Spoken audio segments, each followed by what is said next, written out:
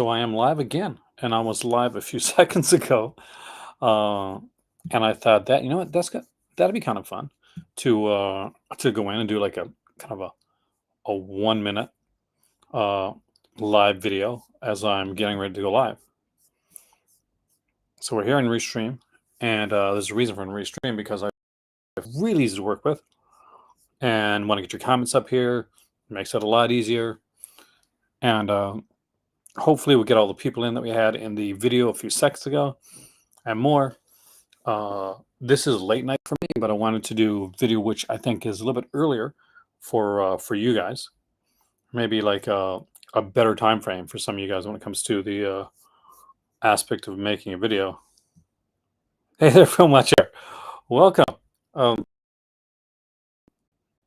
one of the things I wanted to talk about tonight, well, I'll talk about because I'm very excited about that. And says connection is lost, but as it's showing there on my thing, is that we're going to be doing I'm going to be doing a one-on-one in conversation with Ryan from The Disconnected. So I'm super stoked with that because it's been a while since we've had to catch up on screen. I haven't actually like stuff that he's been doing, whether it's been like his podcast. I know he's doing the Mondo Macabre podcast now, the other podcast that he does, the work that he does on the Physical Media Advocate magazine. So gonna be a lot of stuff to talk about. I'm looking forward to it. Hopefully you guys are already got your thing set up for that video, because we're gonna sit down here, talk for about an hour, 2 hours, depending on like how much time Ryan has, and we'll do some stuff. OBS, not OBS. OBS I find iffy, so Restream right now. Or a new Kino Lorber Blu-ray, Nevada Smith. I like that film, man. I like that film a lot. I'm a super big fan of Steve McQueen. I always love Steve McQueen's work. Love the stuff that he did. And did you guys see the announcement? So we're gonna have to put it up here. And see, it was on Twitter.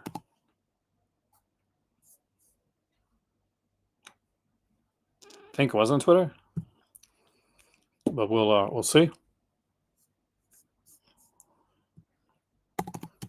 Because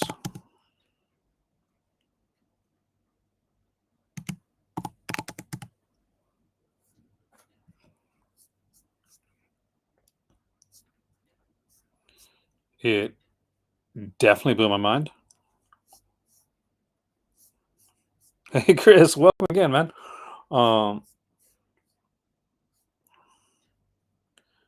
And it's this right here. So the first thing we saw was this, right? We got to see this right here. Unquiet Spirits Are Gathering again. Editing on your computer, nice. Hey then, welcome. See, I don't always have to have like a weird thumbnail to get you in here. I just gotta get something intriguing. So Unquiet Spirits Are Gathering again. Obviously, the first thing that we all thought about was a companion to this little baby right here. All Hansby Hours, one of the greatest box sets in my for media ever. And I don't think it's ever been topped by Severin. I don't think many companies have been able to top this behemoth of a set. And as much as I like the Manuel set, and as much as I like the Lindsay, Carol Baker set, this is much as Bergman set. It's Bergman for me.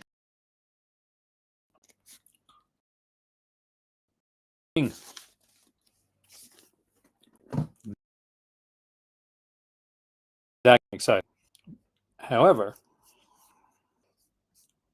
then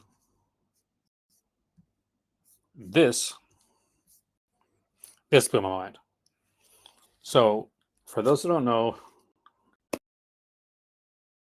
was then over 3 with 19 folk horror films from that was amazing. We have a volume 2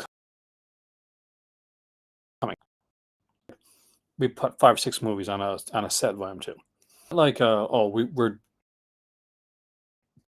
movies. This volume 2 has 24 movies. Like, let that sink in. 24 movies, 18 nations. I'm sure this is also being spearheaded by Kayla.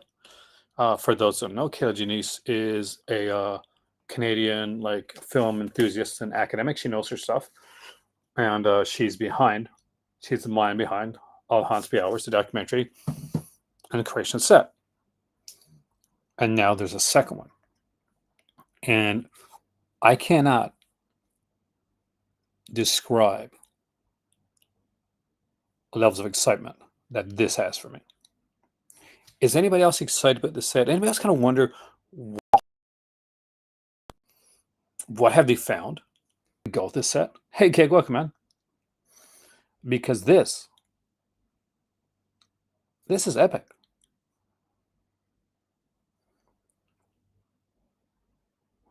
It is the sequel, Keg, to this.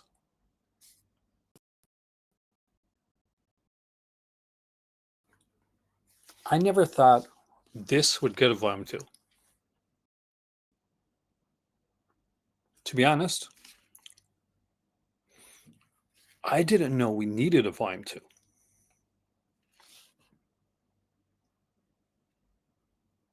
We don't know. It's being revealed.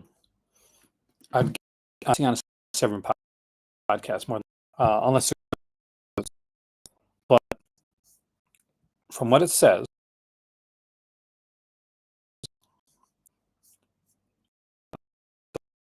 we won't know.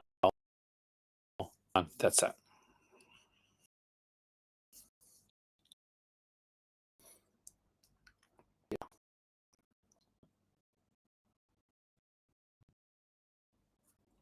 And that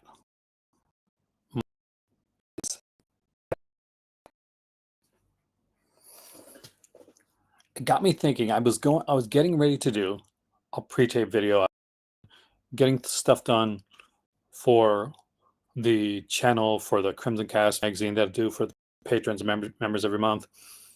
Just so you know, heads up, minutes long to almost 50 minutes long. This magazine is going to be about 2 hours, maybe a bit more.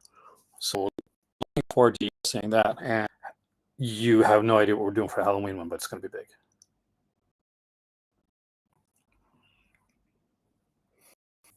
It's going to be super big.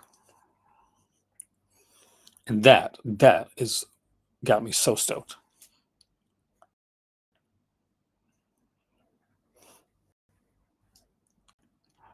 That's the thing, like Kirstine, we don't know yet what they are. Now, I've seen a lot of these.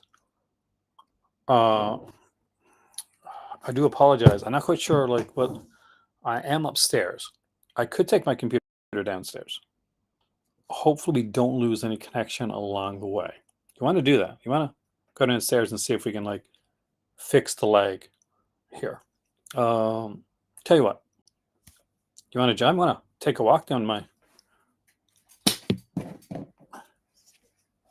Because I don't like leaving you guys hanging, and I don't like you guys being stuck with lesser quality. So we're gonna take my mic and my computer and my phone, and we won't have the movie backdrop. What we will have, though, is me trying not to fall downstairs. Not to try to step on a cat either. Because when you have 8 cats in your house, you gotta watch where you step.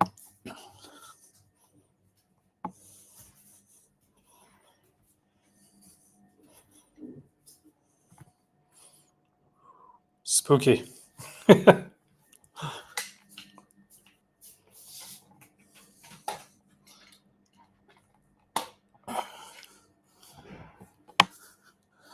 Okay, let's go to a place you're all familiar with.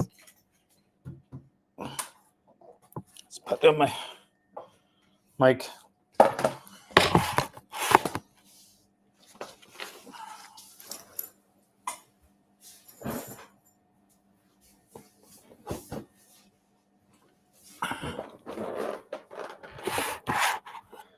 So,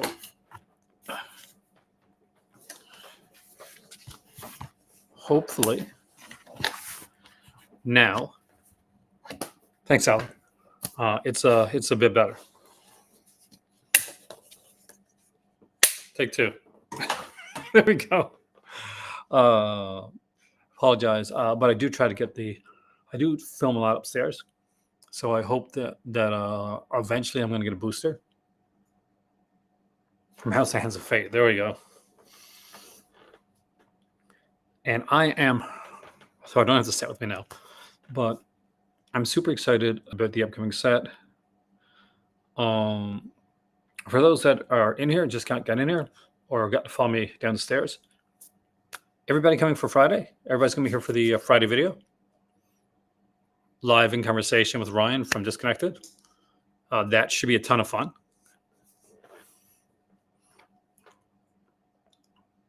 Like, he had so many things like going on, and I honestly, I'm just excited to see what he wants to talk about. But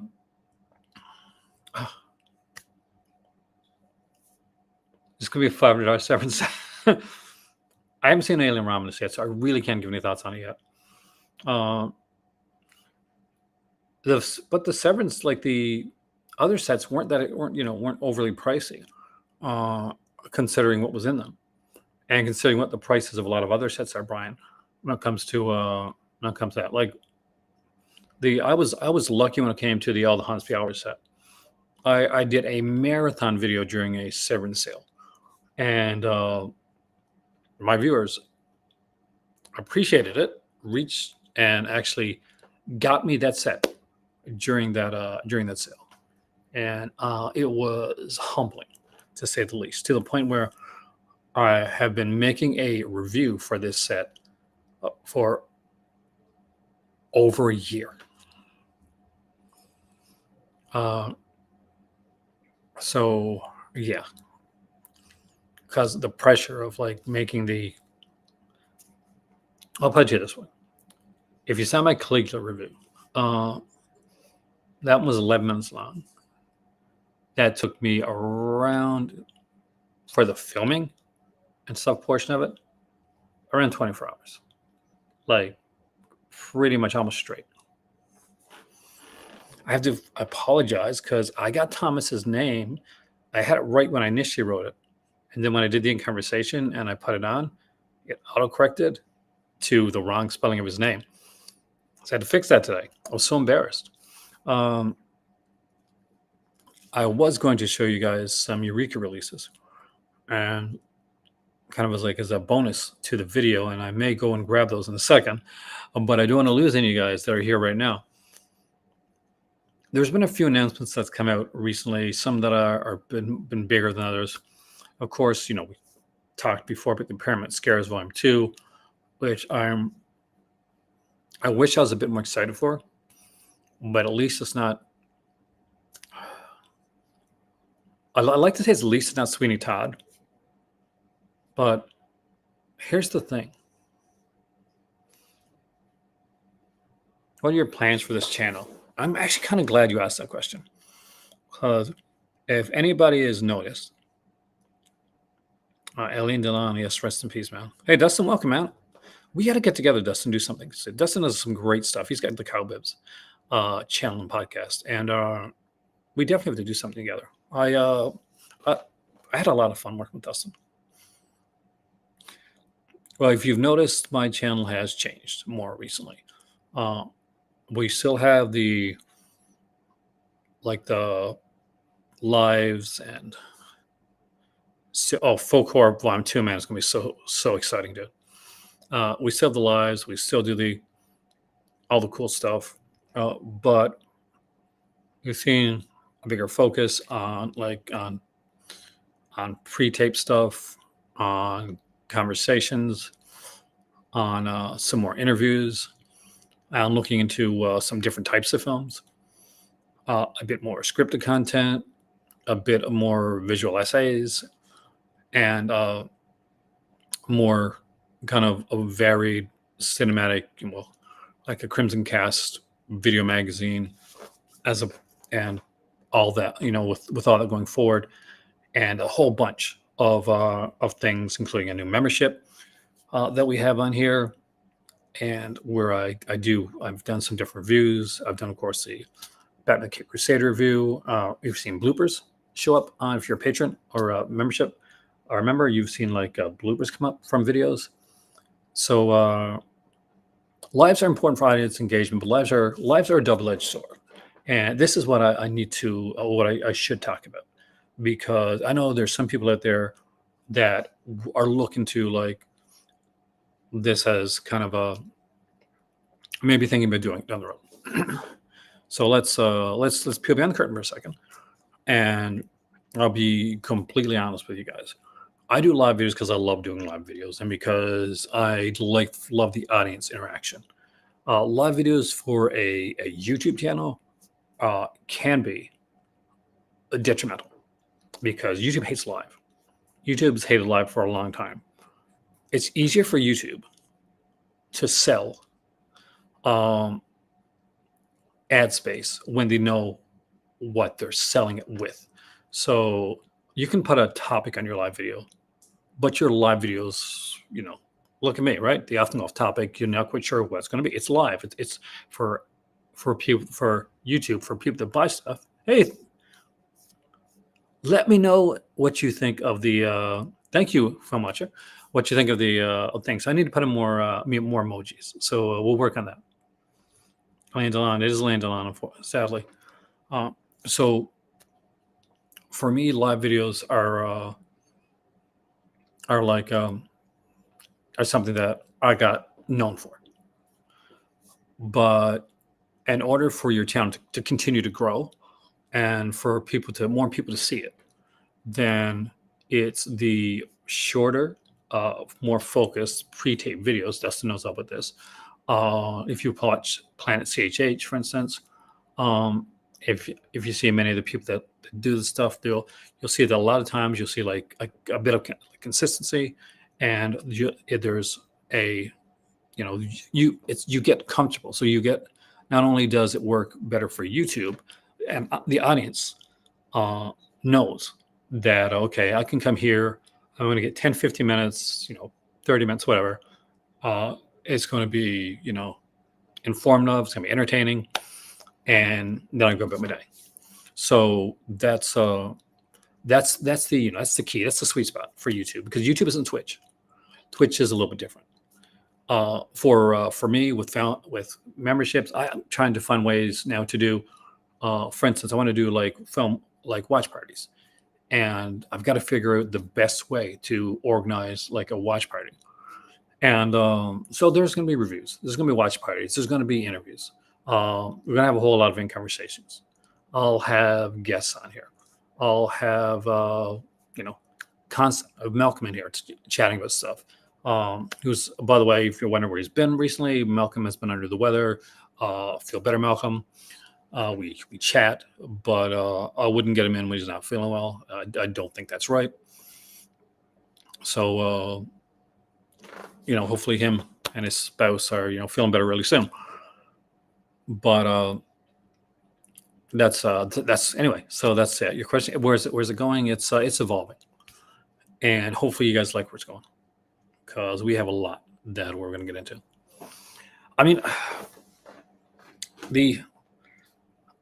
because this is going to be my second conversation 2 weeks in a row. I won't be able to do any conversation every week. That's going to be for special events, special occasions. My kitty cat's trying to get through there. You want to come through, sweetie? Petunia is very shy, and she's a calico cat, and so she's a very beautiful cat. But calico cats also, unfortunately, have like a harder time of it. Like they're more like get like skin conditions, it'll be a bit more painful. Hey, Enready, welcome, man. Enready, what do you think? Are you excited about a brand new set, a brand new folk horror box set with more films than the initial set? Like Brian Loves Blue talked about the fact that this is going to be pricey, and he's not wrong. This is definitely going to be pricier than some sites. I don't think we're going to be at the $500 range. Hey there, Jordan, welcome, man. But I think we definitely got to look into something that's going to be definitely over 200. I'm trying to remember how much the Emmanuel set was. I think a Canadian price for Emmanuel on like regular pricing was with shipping stuff was somewhere, nigh $300 range, which for what it was is not a bad price. Actually, I'm not going to lie. But when it comes to like doing sets, you don't often get better. Hey, Triple H, welcome, man. You often don't get better than what Severin does with their sets. I can't think of, and you guys feel free to jump in and say, I can, of another company that does this level of just in-depthness to their sets. And we're not just talking like all the Haunts Be Ours, which is an amazing set. It was a credible folk horror set. But they're taking people like Andy Milligan, Al Amundsen, Ray Dennis Steckler, not exactly the prime names of cinema, but they're giving them that same type of like focus that Criterion would give to a Bergman or a Varda. That would be a good choice, actually.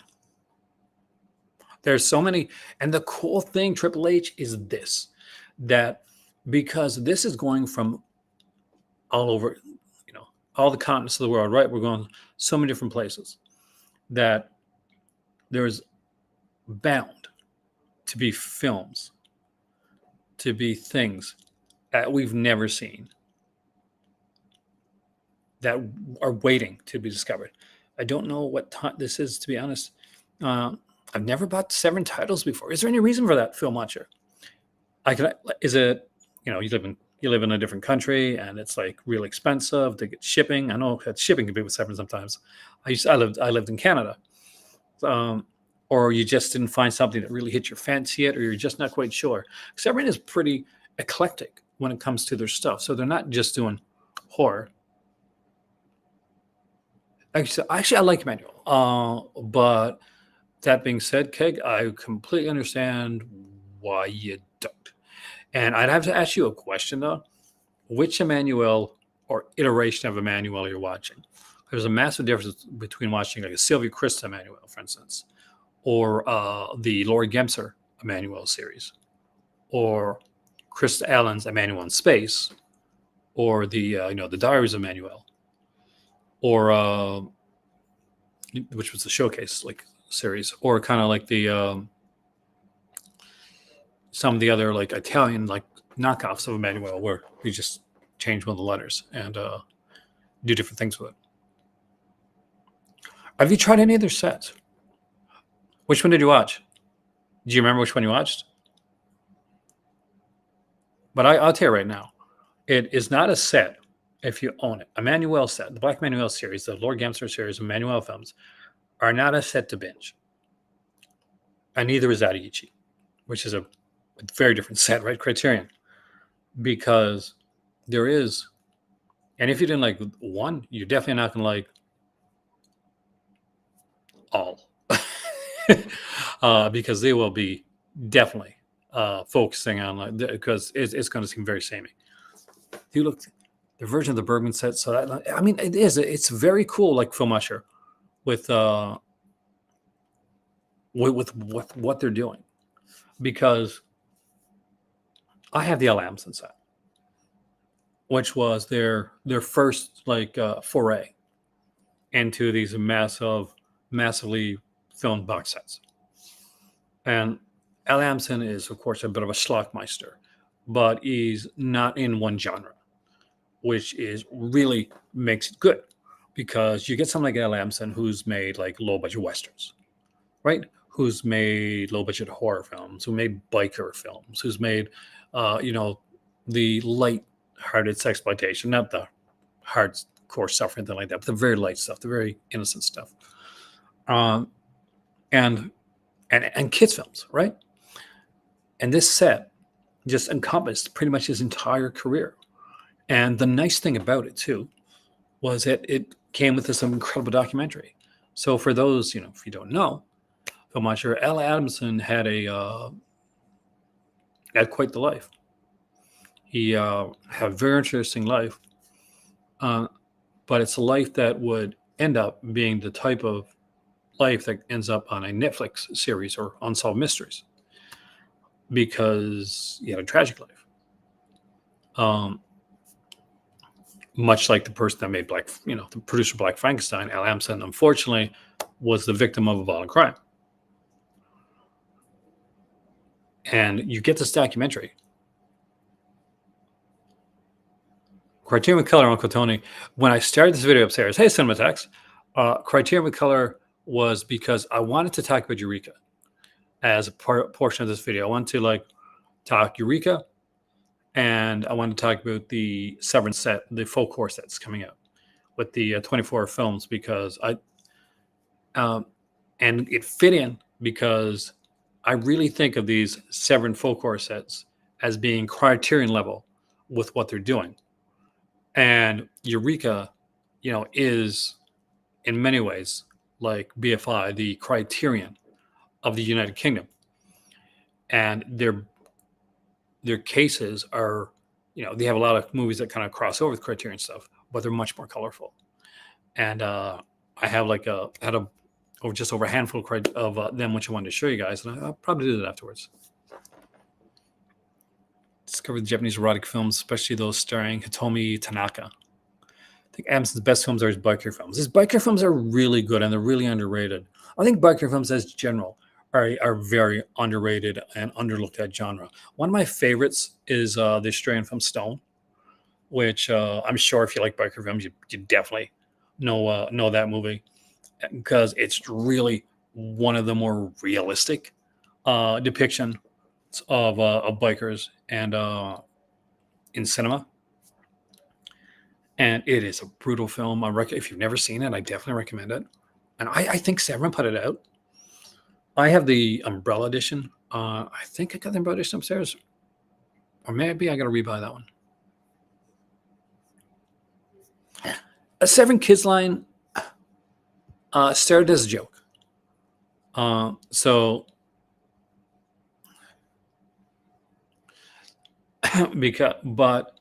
it kind of got a life of its own, got its own T-shirt, and so they'll continue to do Severin Kids, but it's just when they find films that really suit it. I think we don't know. August the 22nd, we're going to have notice on the box set, and I will definitely be doing a video for that.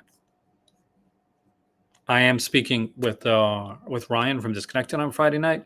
We're doing a live video. I don't know if he had anything to do with the with this. He does stuff for Severin, right? He does some Severin stuff, he does television stuff. But I'm sure he's probably won't be able to say much, but we'll see if maybe he can tell us a little bit. Can I recommend a good Canadian boutique label as a fan of loud Canadian horror cinema? Well, Keg, I was going to write a book at one point on Canadian cinema, on exploitation, and I wanted to look into both the era of the of Canadian tax horror and the Canadian kind of the low budget cinema horror, because there's a reason that Canadian horror cinema is the way that it is. But I don't think as of yet, unfortunately, that there is a company, except CIP is pretty much the closest we got right now. And they're not really doing horror. But I would love to. I mean, Clown Murders is still out there. There's movies like that definitely need to be rediscovered. Yeah, I would kill for a good copy of Clown Murders, man. because I remember having the VHS. And I don't think it ever got a good DVD copy. I think the DVD copy that I got was really just a copy of the VHS version. Threads is a brutal film, but it's a really good film. See this Sean. This is why I'm always like preaching about region-free players. I'm always preaching about region-free players. A lot of people asked why they didn't put Silver Streak on this set. They couldn't. There's rights issues there, and it's complex.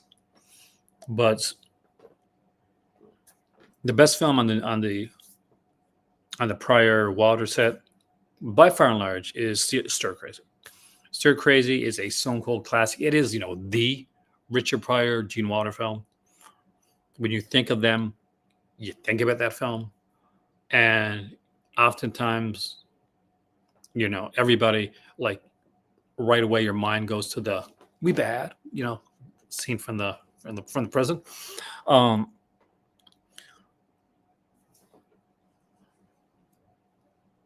it is a really interesting film. Severin put out some very interesting stuff, and they put out some really great stuff. So I thought it was getting US. I thought it would get a US. Let me just check something here. I definitely, if it's possible, you have to understand for companies in like in other countries, they do their best to get stuff out. So yeah, so far the Pryor and Richard 1891 is only UK. Now there could be a reason for that though, because some of those films came out. Hey there, man. Welcome, man. Well, I'm humbled. Okay, so the thing is, like the Severin line, kids line, really only started as a joke, and it kind of it became its own thing. So it became like it got a T-shirt, it got a whole bunch of stuff, and I think when they find Severin films that actually fit within that label, they'll continue to do it. Um, but I don't think it's something that's a focus for Severin, as far as I know. I have not heard that they focused on it. Did I pick up the Bruce Exploitation box set? Not yet. I was a little disappointed when you're getting 24 movie sets and like 19 movie sets and you're getting like whole like kind of retrospective like career box sets. Like a 7 movie set, was it 7 or 9 movies? I think it was 7 movies. Is great if you're talking about like Vinegar Syndrome or Kino, but it seems a little low for a Severin set. You know what I mean? I want it. I will 100% be getting that set. But I lost a lot of it, a little bit of its luster because of that. How many of these 24 were previously on home video? I mean, they had a lot of stuff that wasn't available in the last one. I mean, there's only a few that's available from, even a couple that were just available from Severin previously. But most of them, like that I remember from the first set, I'm not sure if they weren't like available, but they definitely weren't like readily available or something that there was lots of copies to get. I was, as Canadian, for instance, I was really excited to get like clear cut on the box set. Graham Greene, I just love like folk horror, so it was really cool to get that. More than anything else, it was cool to get these things like focused on with just these incredible special features and have it all put into like one set. Which was, even at the price that the set was so much cheaper than going out and actually looking for all those films. And I'm pretty sure, there was a bunch of those films that were not available before. And the thing is, when you span out to do a set as expansive and as intensive as doing like 24 films on 18 nations, then you can find within something like that films that just slid under the radar that a lot of people never knew existed. Now, the Mono Macabre put out a couple. Queens of Evil, for instance, was what I would consider a really good like folk horror film that doesn't get talked about enough. But it's an incredible folk horror film. There are any boutique labels that focus on old, obscure TV series box sets, especially British ones. There used to be one called Network. Unfortunately, as you know, okay, they as we talked about on the channel, they are no more. Um,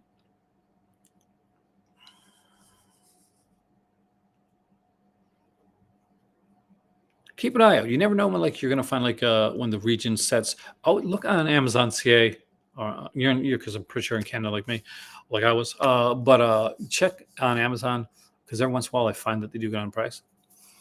I do buy a lot of TV stuff and obscure stuff can be different. VI is does a lot of stuff, but really depends. Yeah, the short films are like just even added onto that, right? So I'm thinking we're getting 24 feature films, and that's not even we're not even like touching the short films at that point. It's fun. I mean, like it's nice to see a company like go out there and do stuff like this. I think Severin um, does a lot of to to bring stuff forward. I say the closest keg you're going to get right now, and this is not going to be you're not going to find this is good more than likely is we're looking at like Imprint Via Vision to be like the company that mostly puts out that level of stuff. Your second choice is probably going to be Kino. Um, Kino does a lot of like TV series, TV movies, that type of thing. I'm really excited with the Ghost Collection that's coming out from Kino, by the way. It's again 5 TV like ghost story movies, and I'm really excited for that. But I know Amanda Reyes is working on a ton of stuff. I would love to get her on the channel to chat actually. Um, but she does some. She's the queen of the TV film. Like she knows more than anybody else.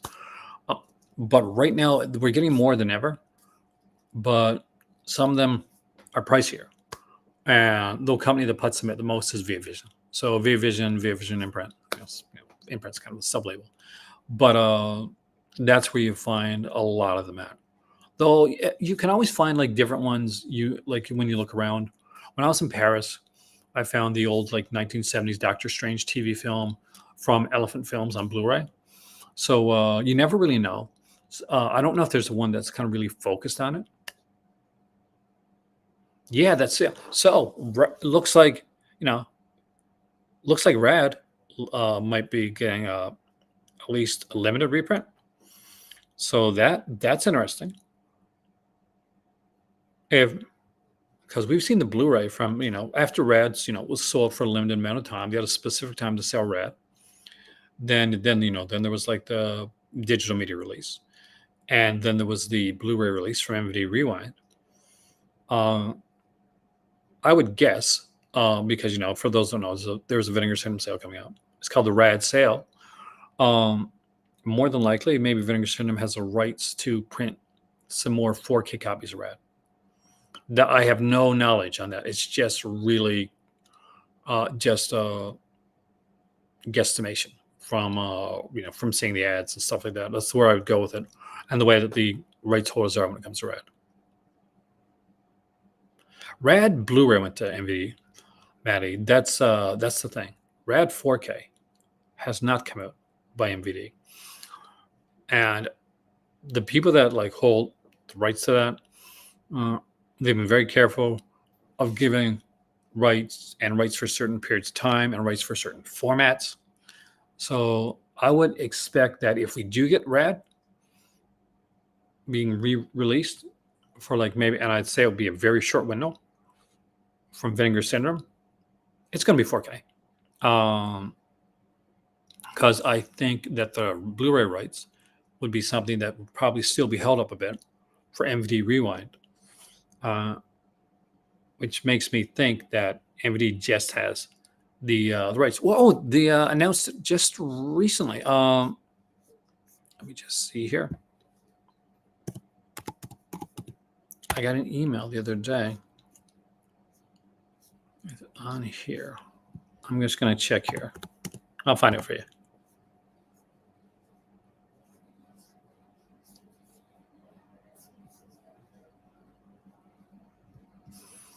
because that is what I do.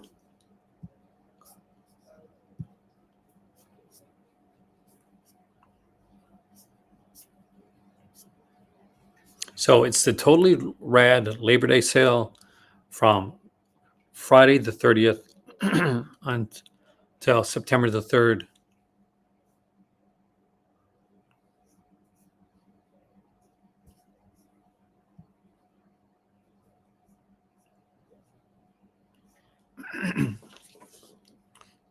It'll be interesting to see. It's called the Totally Rad sale.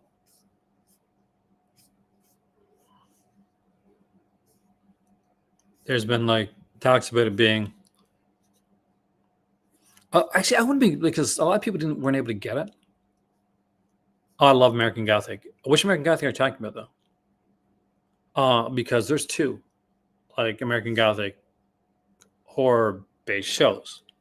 There's the one with the kid and the sheriff that's Satan, and there's the one with the rich affluent family and the kind of the serial killer murder mystery. And I love both of them, so I love both of them to get released. Probably the second one a bit more because it's a little bit more harder to find. I would love to have Gleam in the Cube, and there's nothing that says that they can't do both. Now, Rad had a not just an MVD release, but I'm not sure if people remember this or not. But Rad also had a release through Mill Creek, the one with the Kid and Sheriff. So the Gary Cole one, yeah. By the way, if you haven't seen the other one, look it up. But I would love to see. Yeah, I love seeing both get released.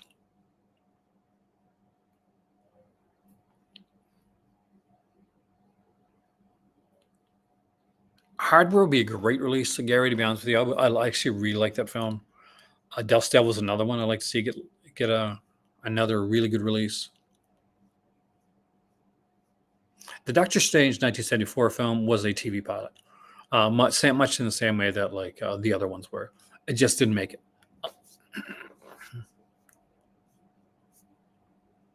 Hey, evening, Elvin. Hopefully, having a good one there. I think. I think it's. I think.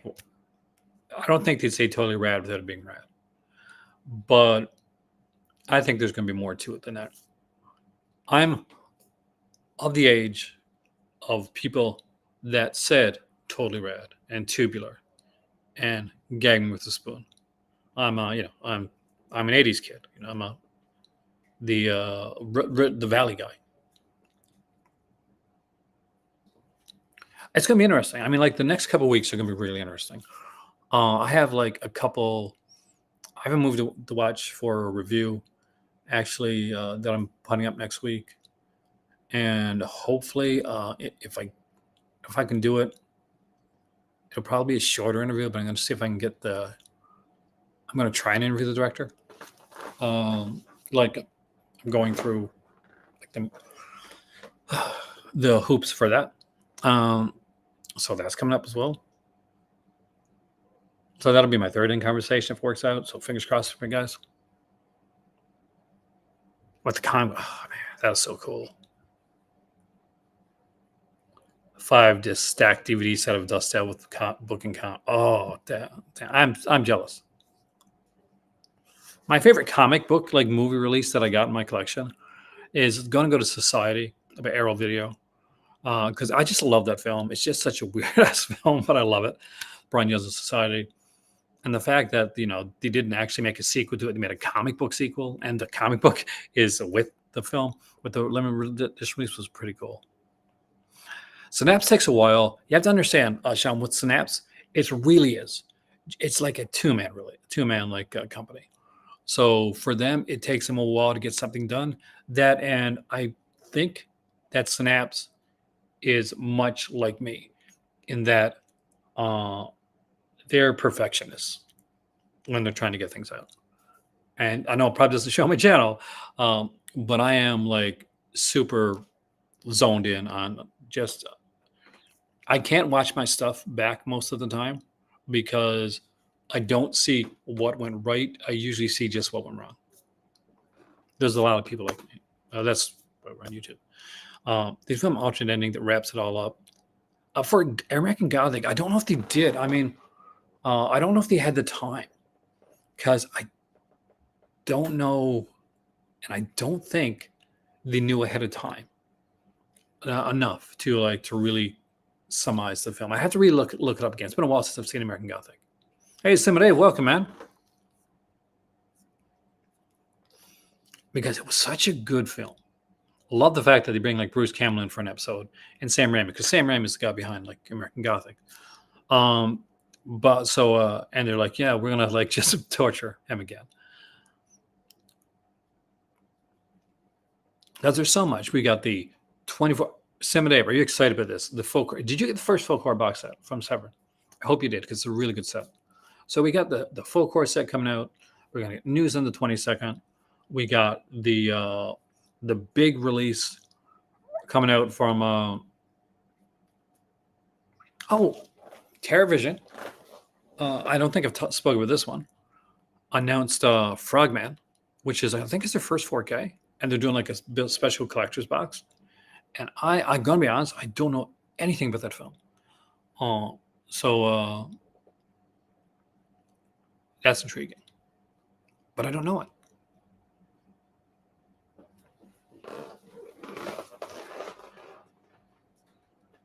Game the Cube is officially on DVD, but that was a while back. Is LA Entertainment a legit one? You definitely should, if you have the bones to get it. Dave, it's worth it.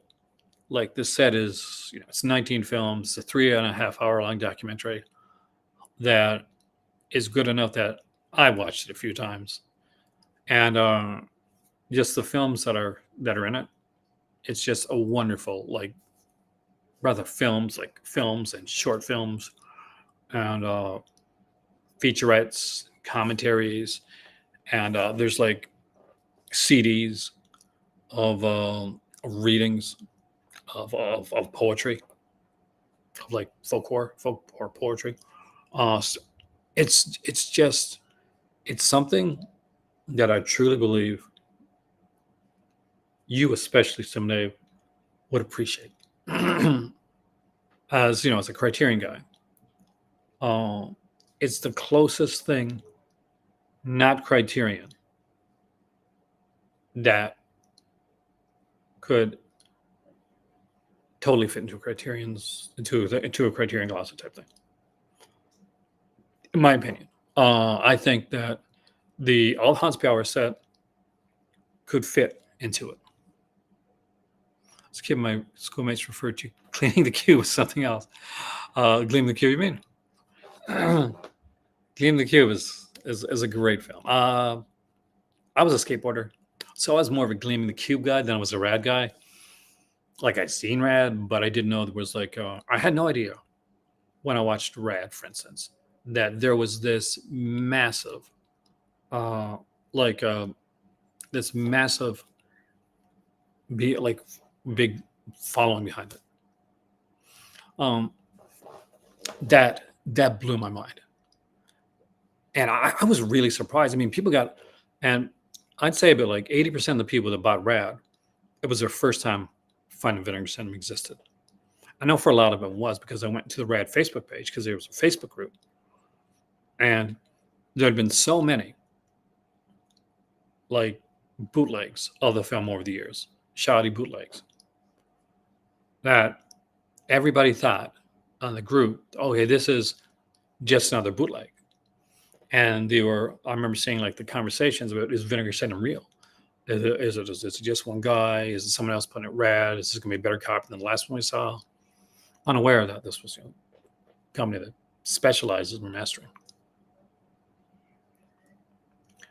I think you'll like it. I think you'd be really intrigued. There's a really good like Canadian folk horror film on it called Clear Cut, which I really love. I'm a massive Graham Greene fan as well, so that always helps. I wish that there would have been a way when they did Clear Cut to put. There's an episode of Beachcombers which is a Canadian series from CBC. It lasts for years. There was an episode of Beachcombers with with Gordon Pinson. And he plays this, what might be a spirit. And it very much fits into like the folk horror aspect of things. So without further ado, give me 1 second. I promised you the Criterion, but with color. I want to show you that. And we'll talk a bit more about what we think. Let me know what you guys think could be on this set. And if there's a place, a country that you hope is represented on this new folk horror set that maybe doesn't normally get representation. Because that's another thing. I would have loved to see a Moroccan film show up on this set. I'd love to see an African film show up on the set. Vive, Celia is such good films. It is such a good film. Anchoress, are your favorite films from the first set? Or Jam I Want or Master of?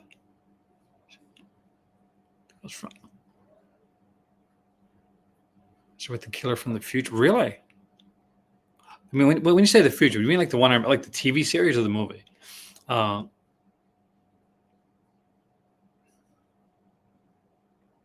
want to see the her like her series, like her fairy tale series and her American folk tales. I get really good solid releases. Let me grab those films because I promise you, I put in the title, but I came downstairs so I could give you solid internet and we wouldn't have like lagginess. Oh no, trust me. When you said that, I knew it was Shelley Bell.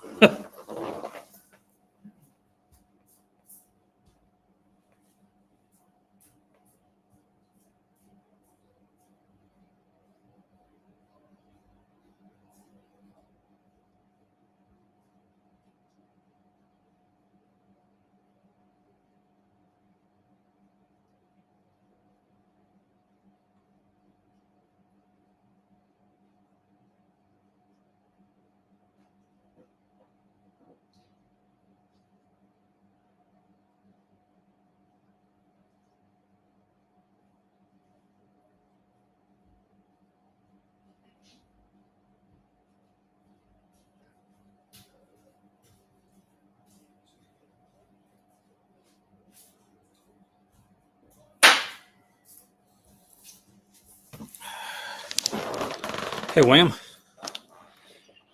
Harrison Ford film. Okay. Because I was confused for a second.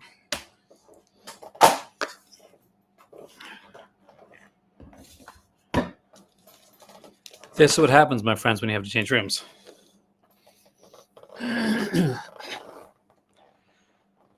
All right. We will dive a little bit into this set to talk about things. Well, I'm so excited to give you guys a reasoning. But I did say this. I did call this Criterion color. And what I meant for that portion of the video was there was a company in the UK called Eureka.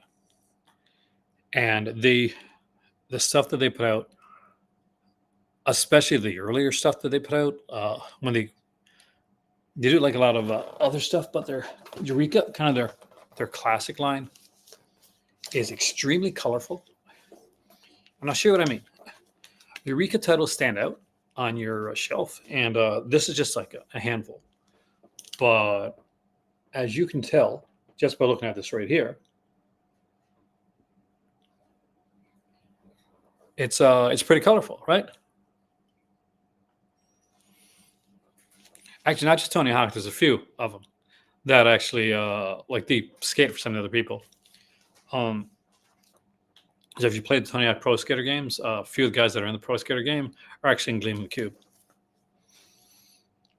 So I wanted to show a couple of these here while we're chatting.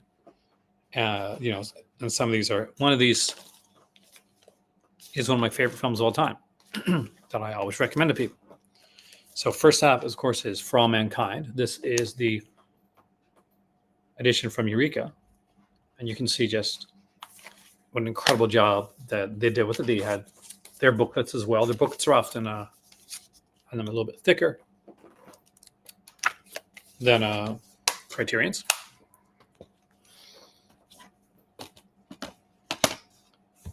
Next up was Soul Power. And again, this was one of their, I did the DVD Blu-ray one, so I don't like that if you're still there. The booklets are always incredible. They're always really colorful. They always really stood out. Cecil B. DeMille's Cleopatra. Someday, I'm sure you got some of these in your collection. Just incredible stuff, and I really do recommend it. Again, this is the two-disc set. Look at this. Look at this here. Look how gorgeous that is.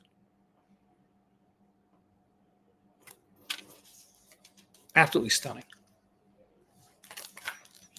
And you take it out, and you see like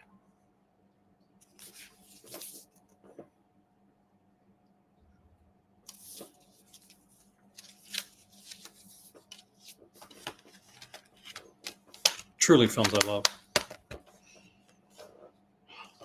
Love Poison. If you have not seen this film, my friends, my better half introduced me to this film. I had not seen this film before, and it is such a good movie.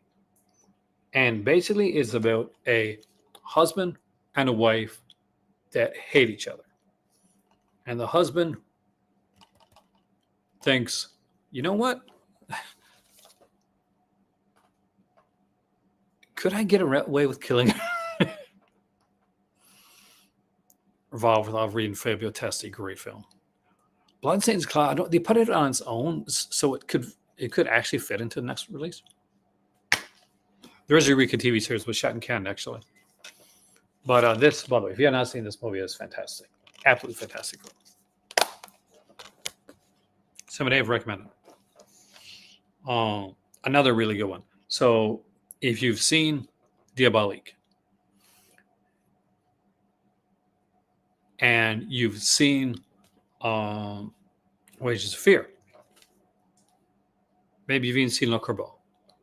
So another Clouseau film that I definitely recommend you see is this one right here. I love the art and like the colors of these things. The Murderer Lives at 21. Really enjoyed this. Watch this with my better half. We're massive fans of Clouseau, so really good. Henry George Clouseau. A really great film. Next up is another. I'm a massive Claude Chabrol fan, and I think he's probably one of the directors that, out of all the, especially with that, just doesn't get enough love or enough credit. And Le Beau Serge is a really fantastic film. So if you've not seen this one, it is utterly brilliant, and I just love everything about it. There's a follow-up, and I do have it, and it's The Cousins. The Cousins. Another just excellent film by Chabrol. I go back and forth on which one I like most, because I thought they're both really good. But I'm a massive Chabrol fan, so like I've got a Chabrol like Arrow video set as well. Not the Blu-ray ones that came out, but prior to that, like those Arrow, Arrow World video set. I need to get the Blu-ray editions eventually. But I know I like both of these. I go back and forth on which one I like more, because they're both fantastic films. Wings, first movie that won an Oscar. There you go. Classic, worth having. Does it stand the test of time? It does, and it doesn't. But the one, my favorite, out of pretty much out of all these, and like there's amazing films in here. I'm a Lindsay Anderson fan. I don't think Lindsay Anderson gets talked about enough. I'm a Bill Forsyth fan. I don't think Bill Forsyth gets talked about enough.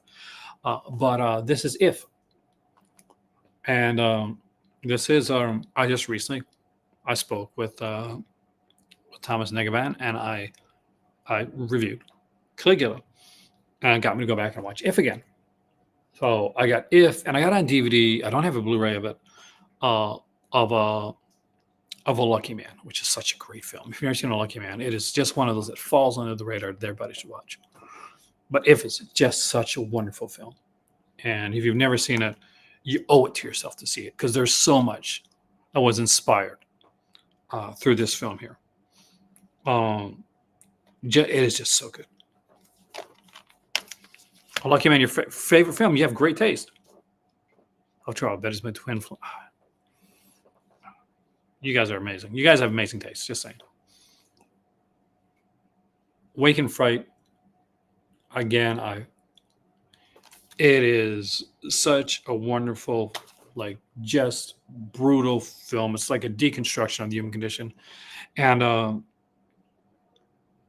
we see, him really being stripped, like falling up, being brought to the raw part of his humanity.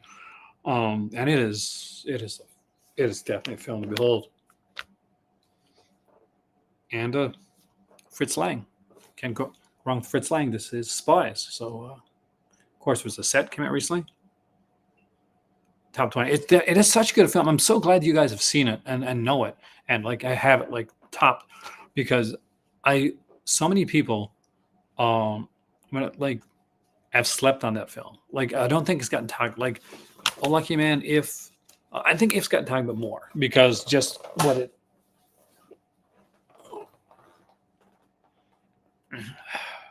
I understand that. Like, you know me, Keg. I definitely understand that. Unfortunately, that was a little bit too realistic. I mean, because that's what happened. And Number Can Win with Elaine Delon. Jean great. My body, really, My Bodyguard. I saw that in the theater. Chris Peak was like massive in Canada. He actually had his own like TV series that came on. It was like a news, like news for teens, a TV series that he did.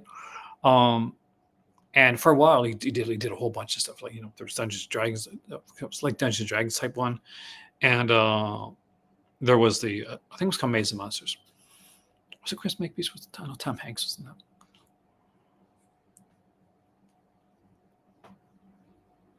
I don't know. I think I've seen it, but I got to, what's the word?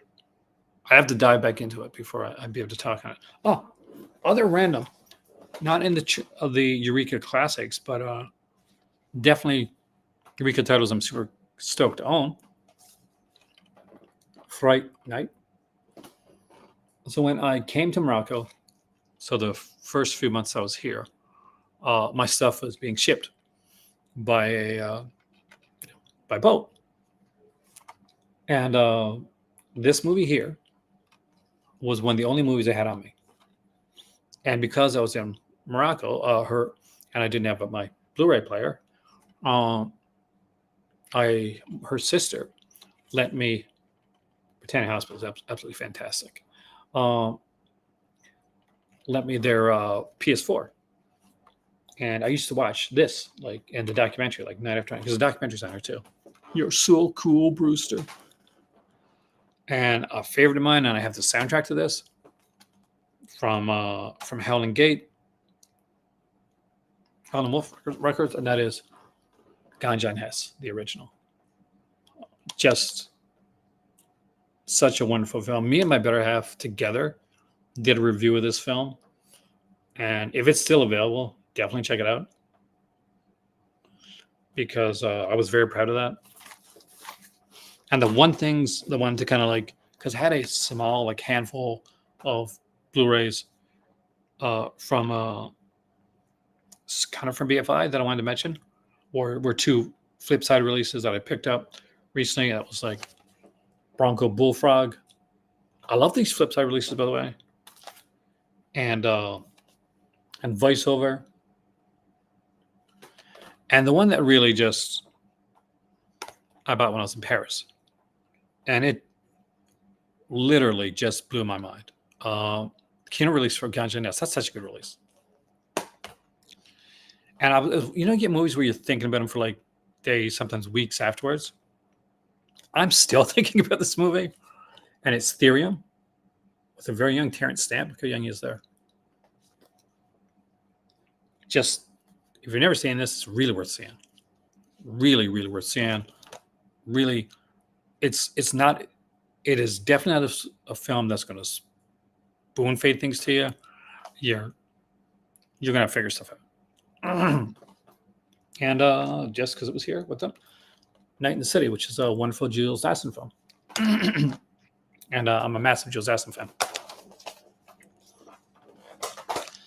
But there we go. I thought that'd be like a nice little aside and a side road into this video as we're talking about new releases and stuff like that, to look back at a company that I consider to be one of the best companies and still most underrated with a lot of the early stuff that they do.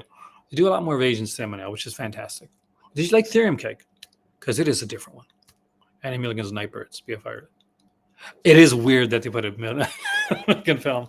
But Milligan was good when it came to, like, as much as I rag on like people like Annie Milligan, Milligan was really good when it came to constructing dialogue for films. So Andy Milligan was one of those guys that I think was a better writer than he was a film like director. No more actually. Here I got like DVDs behind me, BFI DVDs and Eureka DVDs, because I have things like the Jacques Tati set that BFI put out. I have. I'll show this one because I really think that this director does not get enough love, and this is That Sinking Feeling. So this is by Bill Forsyth, and Bill Forsyth does really good,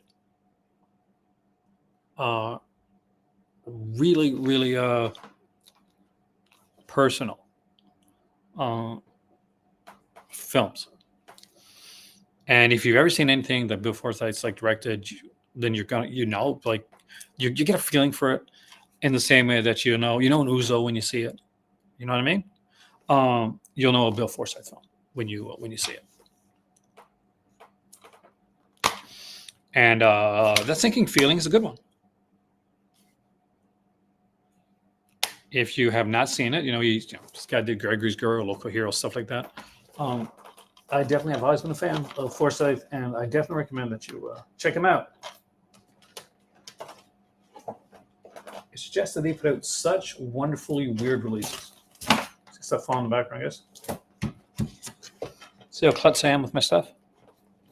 There you go. You got some Bill Forsyth. We're in sync tonight, Maddie. But you guys want to see the BFIs? Because I can do that really quick for you. Tell you what, I gotta clean this up anyway. So let's do it.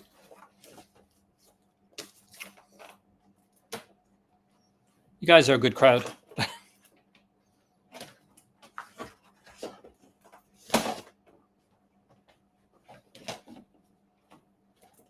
I trust you.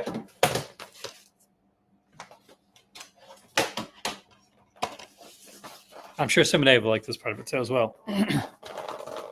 Some people are like, you're here for the new stuff, so they're gone when I do stuff like this. But I think it's fun. This is a wonderful Eureka release. John Ford film. Didn't like Local Hero. Worth a rewatch. But I can get it. Prisoner of Shark Island. I dug this one a lot, actually. Part of, the whole Masters of Cinema line that they do. And a very different John Ford film. Collection, right? It is collection time. I got, it's French. It's Robert Bresson. So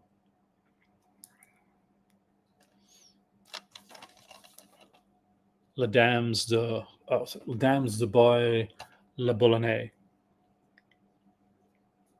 which is a really good film, by the way.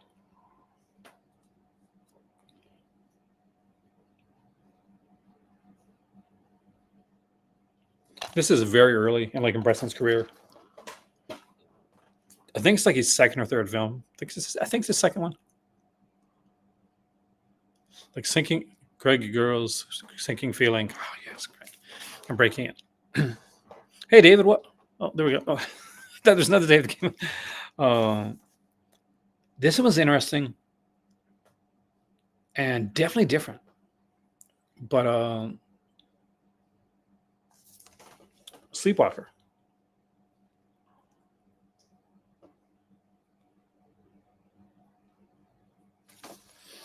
I initially bought this for the art, but I actually really ended up liking the film.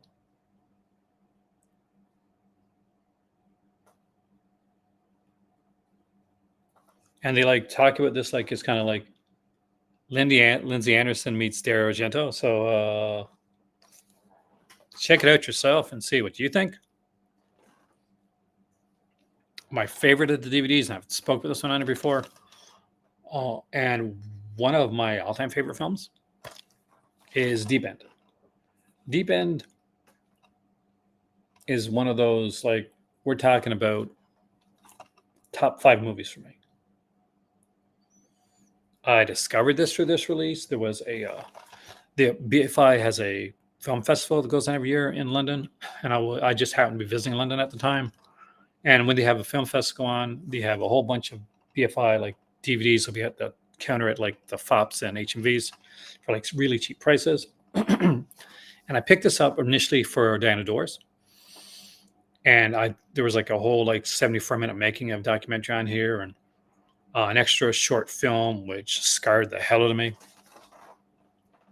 So anybody that has not seen this movie or does not have this in their collection, definitely get on that. This is such a good film. And you think it's going one way, and it goes like a completely different way.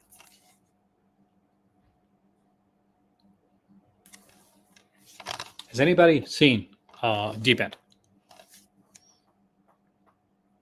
It's one that I recommended people, and then they see it and they're like, "Oh, you're right. That was really good." But there's a short 10-minute film on it called Shout. Is a great film. Careless Love. And once you see it and you know it, you can't unsee it and unknow it. But it'll stick with you. Oh man, will it ever stick with you? Deep End will stick with you. Careless Love will freaking stick with you. 10-minute short film, and it's utter perfection and horror. And you know where Careless Love is going. You know where it's going, but it's like this train that it's hurtling towards like a wall, and you can't stop it. All you can do is watch. It's been Deep End on Plex. Let me know when you watch it. Let me know what you think. I really like that film. But I love the fact that they put like really different stuff as well. So this is a documentary, and it is it's called Night Mail, and it was about kind of like the traveling, like the post office. From was it Glasgow to where's it again? Yeah, from Euston to Glasgow, and the men who worked down it. Which you would think should be boring as hell, right? Turned out to be really, really good.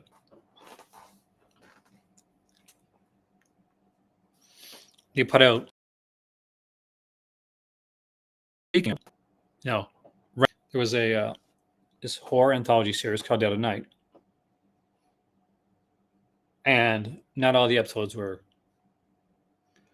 found, but there's 3 that still exist, and they're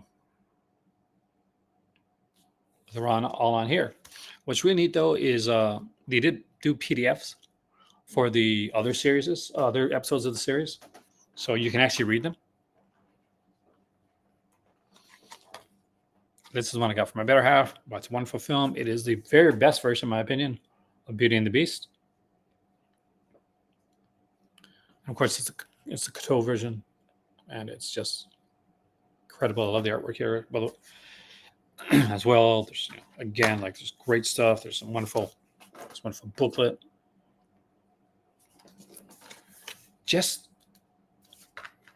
such a brilliant film, and like when you look at the Beast from like back, that is just amazing. Just incredible stuff.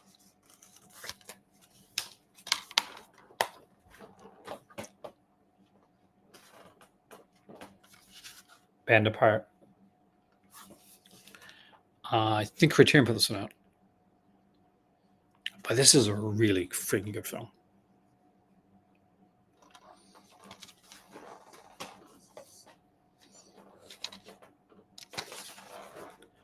Sure, a lot of you guys know this one.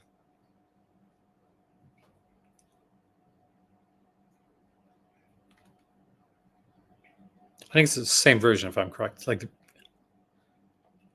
this is The Devil's, and no, it's still not totally uncut. There's been no official uncut release of this movie yet, but this is, as about as uncut at this point as it gets, and it's its most official release. And it's a wonderful Ken Russell film with Oliver Reed, Vanessa Redgrave, just a beautiful film, but had a lot of controversy behind it. 2-disc set. It's a wonderful book with it. Can I show you the picture? I can't show that picture. I can't show that one either. I can show you this one. There we go.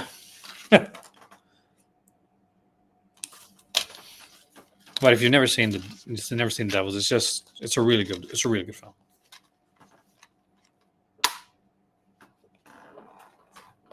Yeah, that's a really released on Criterion. I found this when I was in Canada at Bay Village, and I was really fascinated by it because I love these films and these things that you remember Ken Russell. That's awesome. Okay, Derek Jermaine, that's true. Portrait of a Miner. So what's really cool about this is, so there was this like video miner magazine called Mining Review, and these are like short films from the Mining Review magazine. And this was the reasoning behind the Crimson Cast magazine. Is I was looking to do something different, unique for my channel, and to really inspire people to get memberships, inspire people to get patrons, and make it really worth your while, rather than just a random. But have something special. And I was looking at this. I said, "What about if I do like a video magazine?" And because that's what this is. So thank you, BFI, for actually inspiring that, especially if people like it. Now, Criterion put out a Blu-ray set of these. And it is the Jacques Tati collection. I think I bought this initially in a Fnac in Casablanca years ago, because there's no Fnac Casablanca anymore. And it's the ones that you think are going to be on it. So you got like Jour de Fête, La Vacation de M. Hulette, Vacation of Monsieur Hulette, Mon Uncle, Playtime, and Parade. And it has its own, again, like it always does. It's a PFI book. So I would never get rid of this, even if I got the Criterion edition, because there's enough that I think is good, probably unique to this set, including this book, that I would always want to have this around. Only way I would get rid of something like this if like I was made sure there was nothing that was different. And then I don't normally sell my stuff all like it usually gets passed on to my kids. Jay North and Candy Clark. Oh, Candy Clark, that's his crush. But yeah, that's my BFIs and like Eurekas that are here, the Restaurant at the Farm. Crimes of Passion is just a wonderful, wonderful film. Gothic Lair of White Worm is amazing. I love that film. Amanda Donoghue. Peter Capaldi, future Doctor Who at the time. Who would have thunk it, right? And Gothic is wonderful. I like them all. I'm a massive fan, but I like the weird directors. Like I like Ken Russell. I'm a David Cronenberg fan, especially of his early stuff.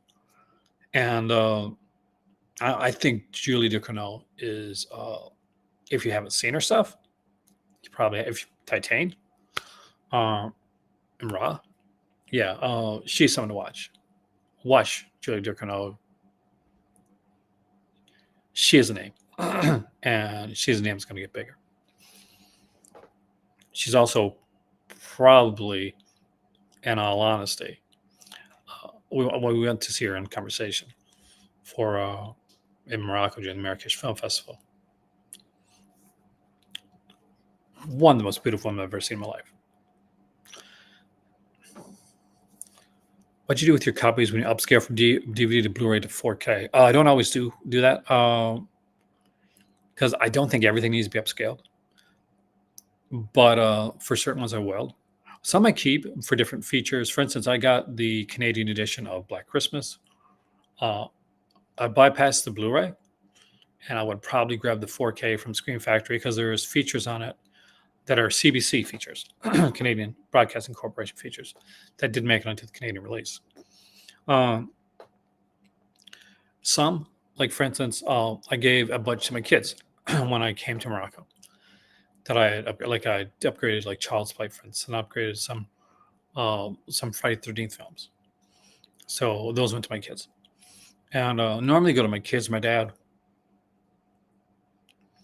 I try to keep things within the family. I've never been like a selling person or a flipping person. Like I get stuff for reviews sometimes too, and I've never, even if I really don't love it, like I like the film but I don't love it.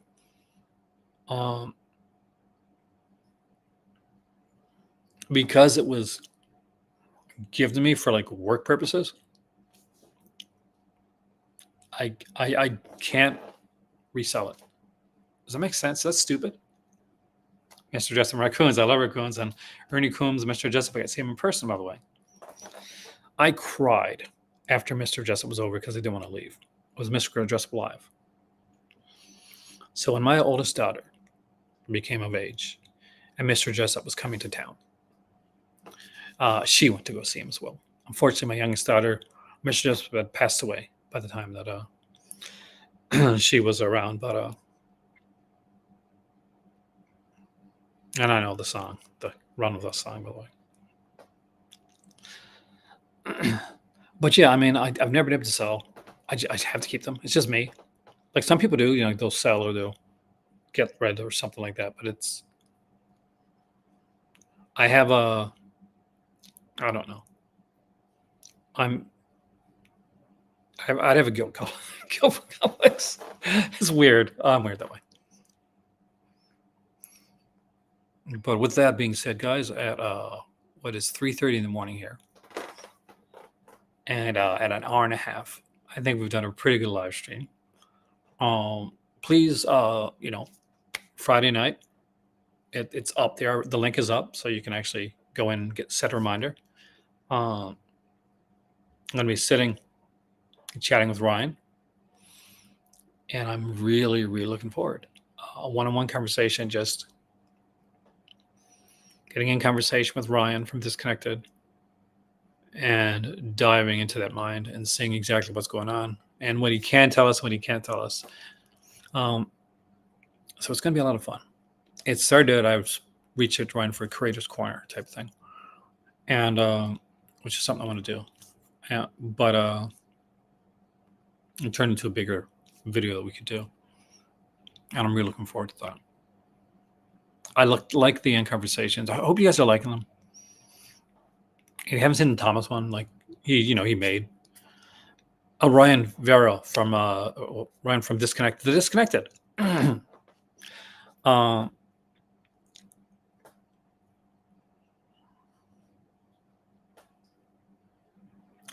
See, Mr. Rogers is around because pretty much because Ernie Coombs was offered that job. And Mr. Rogers was his friend. And Ernie Coombs didn't want to move to the United States. And he said, no, I don't want to move to the U.S., but I got a great guy for you. And that's where Mr. Rogers' neighborhood came from. Ron Reynolds would be great though. But the Canadian connection, Ron Reynolds. You can never get Ron Reynolds. I'd love to, but it's Friday night. So night for me, probably not night for you. But the link is up on the channel, so you can go in afterwards. Go to look up Aaron Penn called Cinema, and just hit the reminder. So I knew Friday was a good day for him. We looked around at different days, and I thought it was going to be like a month from now. But luckily, this Friday was kind of one of the only days because the guy, he's got a new podcast with Mon Macabro. He's got the other podcast he does. He's got the Physical Advocate magazine, Physical Media Advocate magazine. He's got like the features and stuff that he's doing, feature stuff he's doing for like different, for Television, for Severin, and all different stuff like that. So it was just when I could get him in. So and this Friday we said, I can do this Friday. I'm like, perfect. Come in. We'll chat. We can talk about whatever you want to talk about, and dive into like different things, go into all the different aspects of things. So I'm really looking forward to that. Anyway, guys, thank you so much for coming tonight. I am dropping for sleep. It is 3:30 in the morning, and I am 3:40 in the morning. Holy crap! And I'll see you live here on Friday for members and Patreon members.